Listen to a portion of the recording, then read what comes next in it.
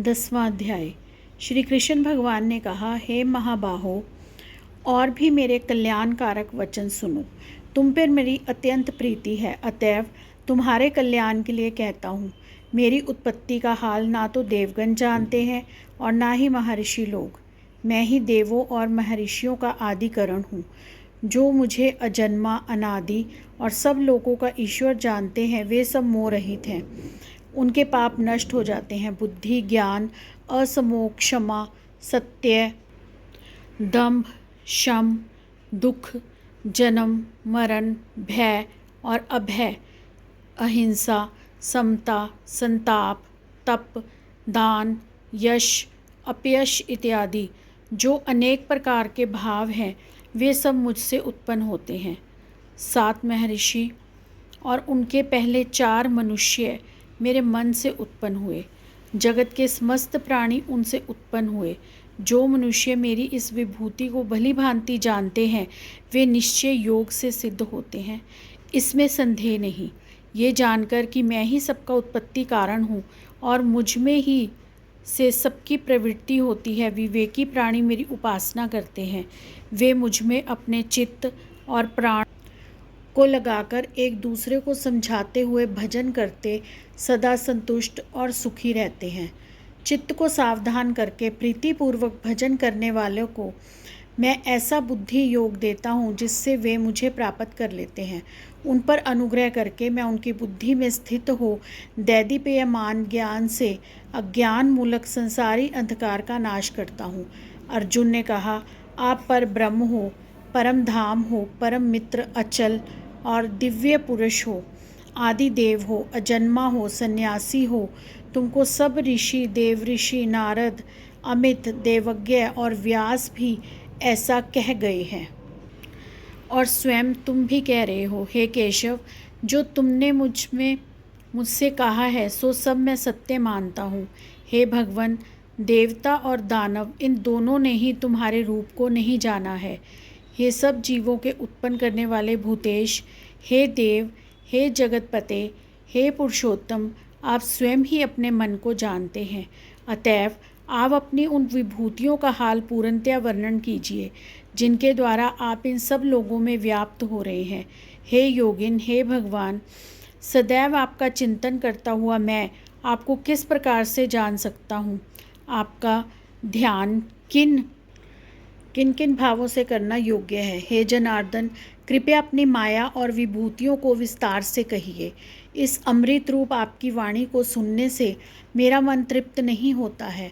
श्री भगवान ने कहा, मेरा विस्तार तो अनंत है, तो भी मुख्य मुख्य विभूतियों को मैं तुम्हें सुनाता हूँ। हे गुणकेश, समस्त भूतों के अंतःकरण में रहने वाली आत्मा मैं ही हूँ। मैं ही उनका आदि, मध्य और अंत हूँ। मैं आदित्यों में विष्णु, प्रकाशकों में अनेक किरणों से भूषित सूर्य, मरुदगणों में मारीच और नक्षत्रों में चंद्रमा हूँ।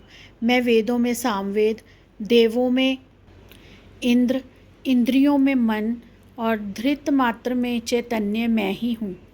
मैं रुद्रों में शिव, यक्ष राक्षसों में कुबेर, अष्टवसुओं में अग्नि और पर्वतों में सुमेरु मैं ही हूँ। हे पार्थ, पुरोहितों में बृहस्पति, सेनापतियों में स्कंद और जलाशयों में समुद्र मैं ही हूँ। मैं महर्षियों में भृगुवाणी हूँ, अक्षरों में ओंकार, यज्ञों में जप और स्थावरों में हिमालय मैं ही हूँ।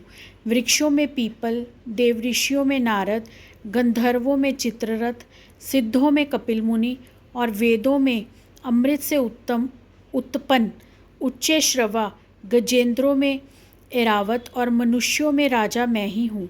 शास्त्रों में वज्र, गोओं में कामधेनु और प्रजा की उत्पत्ति करने वालों में कामदेव और सर्पों में वासुकी मैं ही हूँ।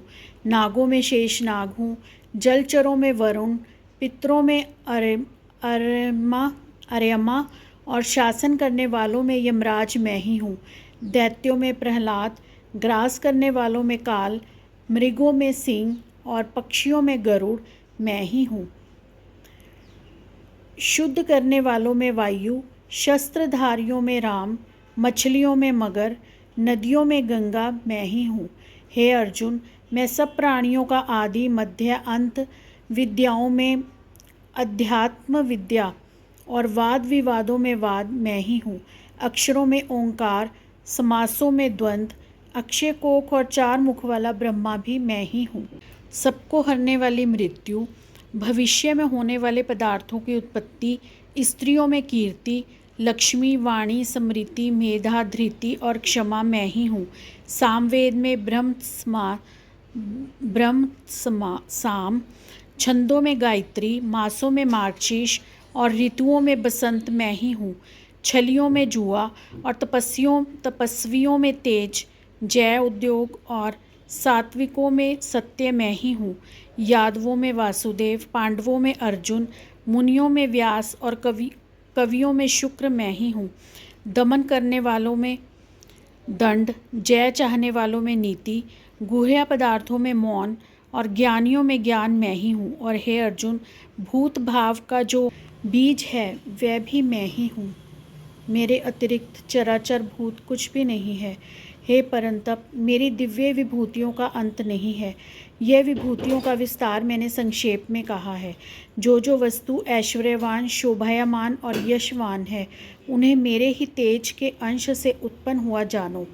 अथवा हे अर्जुन, इस ज्ञान से तुमको क्या प्रयोजन है, यही जान लो कि मैं अपने एक ही अंश से इस संपूर्ण जगत में व्यापक हूँ। और इस तरह श्रीमद् भगवद गीता का 10वां अध्याय समाप्त होता है। जय श्री कृष्ण।